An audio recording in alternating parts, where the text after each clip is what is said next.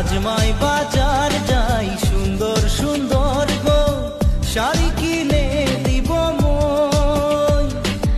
अपन हाथ से खाना बनाई के तुके खुआई দিব মই। তুই মুই মিলে প্রেমে ঘরটা বানাবো, ওই ঘরে করি সঙ্গে রহিব, সাঁঝে সকালে তোকে প্যার করে থাকবো। মোর জীবন